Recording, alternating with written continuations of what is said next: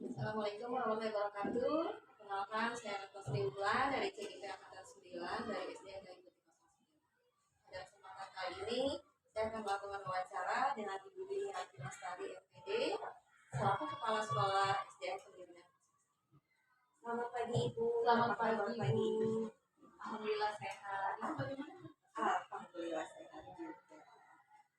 Jadi pada kesempatan kali ini mungkin saya meminta kepada Ibu mempersilahkan untuk memperkenalkan diri.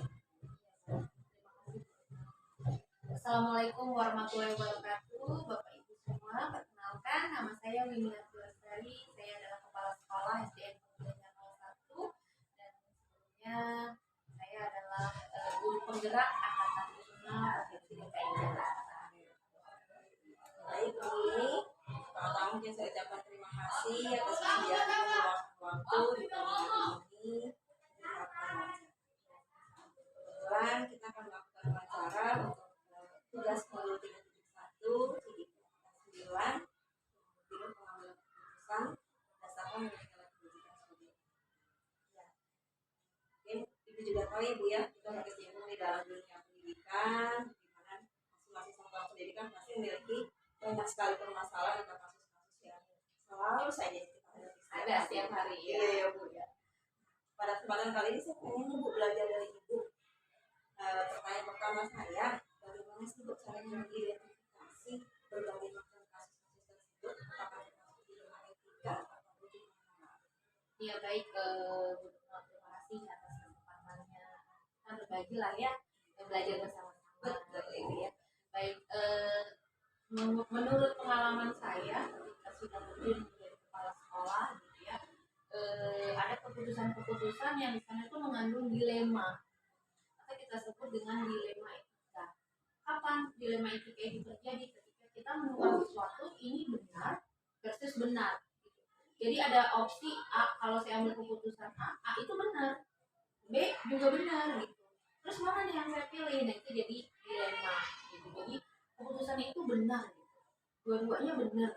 Ini tapi mana yang mau kita ambil gitu. Jadi ada dilema itu dari sana.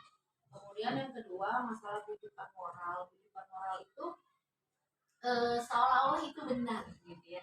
Jadi secara umum mungkin benar. Tapi kalau kita perdalam lagi, kita renungkan lagi, ternyata itu ada yang nggak pas gitu. Makanya ada bujukan gitu ya, seolah-olah benar padahal sebenarnya itu nggak benar gitu atau kurang tepat lah. Jadi itu sih yang ketika kita menghadapi sesuatu yang mengandung dilema etika dan Jadi posisinya kalau di dalam etika itu antara benar dan benar, sementara kalau rujukan moral bisa jadi ada sebuah batas ya. Terlihatnya benar gitu ya. Padahal kalau kita telusuri lagi, kedalaman lagi, ternyata masih belum benar. Seperti itu ya.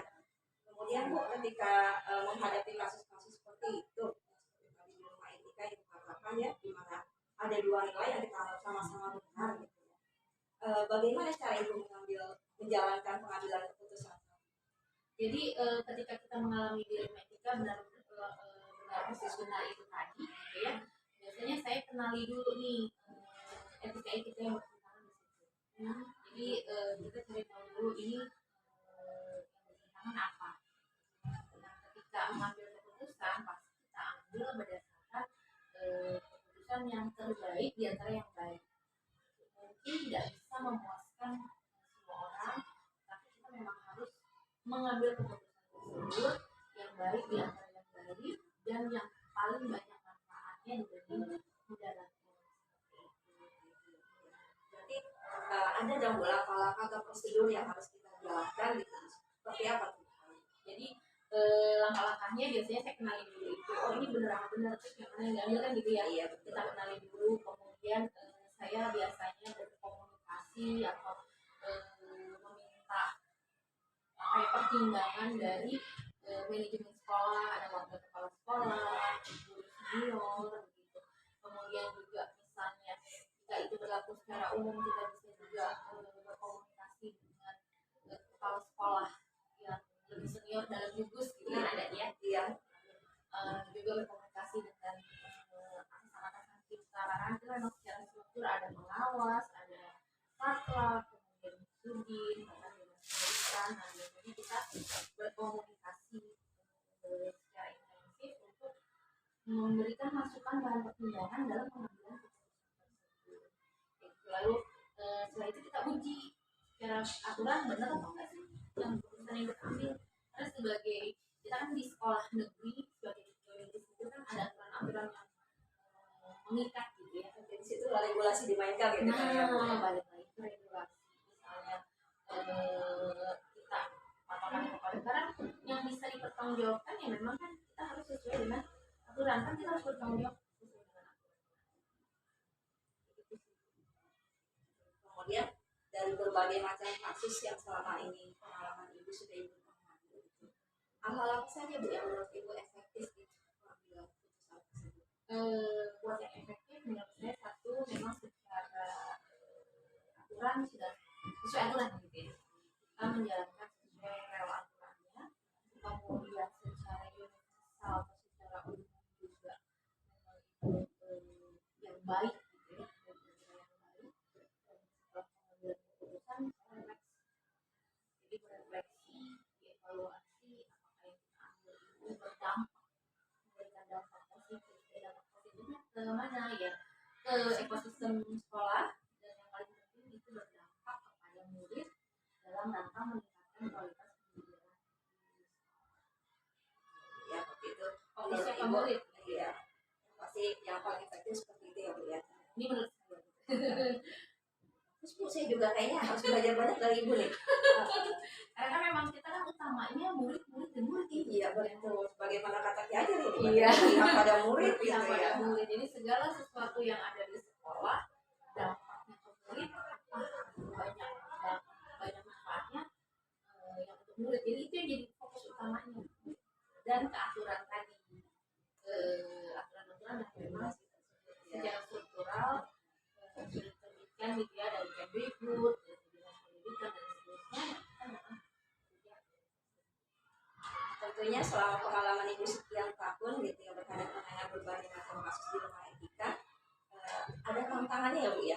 Bisa disebutkan bu kira-kira apa sih? tantangannya memang itu tadi di hati nih gitu ya, pasti ada yang namanya pergolakan, ini benar gitu ya, ini juga benar, terus gimana gitu ya. Lagi-lagi ini kita belajar untuk lebih mengasah empati, belajar untuk mengambil keputusan yang bisa kita yang terbaik yang terbaik.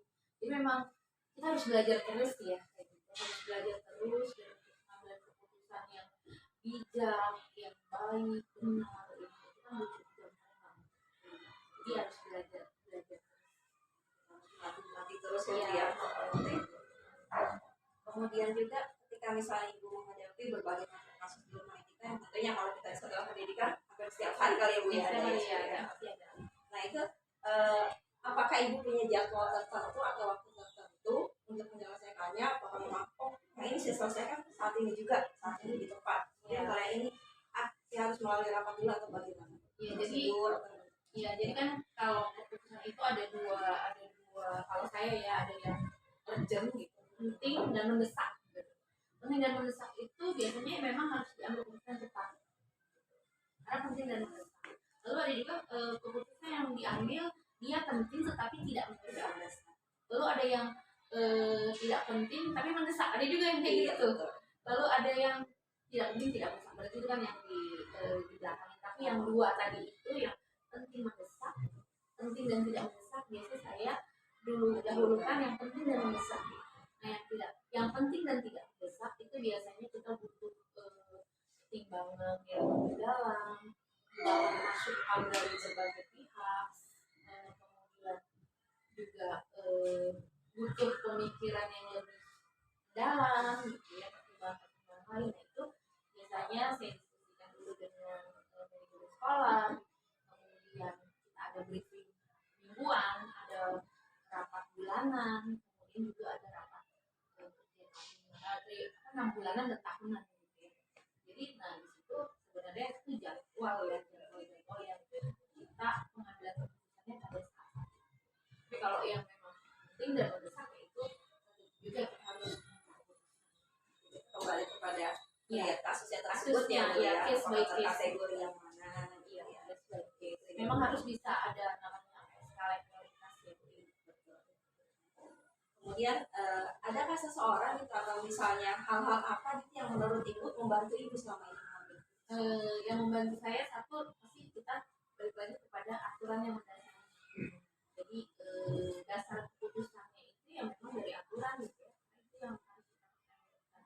Yang kedua manajemen sekolah seperti wakil kepala sekolah, guru senior, gitu ya. Dan tadi yang ada misalnya ada pertimbangan kepala sekolah dalam gugus secara berjenjang ada pengawas, kepala satuan pelaksana pendidikan kecamatan, kemudian supling, dinas pendidikan sampai kemudian jadi itu berbasis aturan sih kalau saya lebih fokusnya Bu, mungkin pertanyaan terakhir saya nih Bu, dari sekian banyak pengalaman ibu mengenai dilema etika, kira-kira apa yang bisa ibu kalau dilema etika memang kita harus lebih mengasah empati, lalu lebih bisa mengklasifikasikan masalah-masalah pertentangannya di etika apa, kemudian juga lebih memikirkan ini kebermanfaatannya buat lebih banyak orang gitu, atau hanya segelintir orang gitu. Kemudian juga lagi-lagi ketika ada sesuatu masalah keputusan yang harus diambil, lagi-lagi fokusnya adalah kepada murid itu, karena kembali lagi fokus utamanya murid. Jadi itu sih harus dipelajari, memang nggak mudah ya, dilema etika ini memang nggak mudah, jadi memang harus terus diasah, terus dipelajari dan terus belajar. Sepertinya dari pembicaraan kita hari ini luar biasa sekali mendapatkan kesempatan yang luar biasa untuk bertemu dengan ibu, belajar tentang dilema etika. Jadi saya mengingat kembali nih tentang dilema etika dan rujukan moral. Iya. Dan ini jadi menginspirasi saya nih Bu, supaya bisa melatih diri menjadi lebih baik lagi dalam setiap pengambilan keputusan, khususnya yang berkaitan mungkin dengan dilema etika. Memang nggak mudah ya. Sepertinya perlu latihan lagi nih. Ya. Baik Ibu, terima kasih banyak atas waktunya. Sekian banyak pengalaman Ibu yang luar biasa buat saya, mudah-mudahan juga menginspirasi buat dimanapun Ibu. Ya. Terima kasih banyak. Mohon maaf sudah mengambil waktunya. Baik, terima kasih. Demikianlah wawancara kami hari ini. Mudah-mudahan bisa menginspirasi dan mendatangkan manfaat buat kita. Amin. Assalamualaikum warahmatullahi wabarakatuh. Berdiri foto.